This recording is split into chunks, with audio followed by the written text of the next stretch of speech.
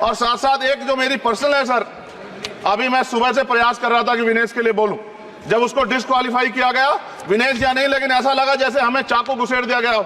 मेरे आज भी याद है उस प्रोटेस्ट में मैंने रातें काटी हैं और 4-4 गोली खाई मैंने। ये देश की अस्मिता से जुड़ा मामला था, पर हमारी मांग ये थी कि सरकार स्टैंड क्लियर कर दे, तब भी सुनवाई नहीं की गई। जब मंत्री बोलने आए तो हमने उनसे कहा कि हमें कुछ इंफॉर्मेशन चाहिए, उस पर बात नहीं हुई। सवाल ये है सर, एक गोल्ड हमारे लिए आ रहा था और जब ये गोल्ड आता देश गौरवान्वित होता, और क्या व्यवस्था थी सर कि उसका वेट बढ़ गया, पता ही नहीं लगा सिस्टम के लोगों को। क्या बेवकूफी की गई है, ये सोचने का विषय है सर। ये बहुत महत्वपूर्ण, देश की बेटी का मामला है। ये हरियाणा की बेटी नहीं है सर, वो एक जात की बेटी नहीं है, वो हमारी बहन है, देश की बेटी है। और आपने क्या किया हरियाणा के साथ? आपने हरियाणा का बजट कम किया, जबकि सबसे ज्यादा मेडल हरियाणा लेके आता है। ये गलत है सर, ये धोखा है।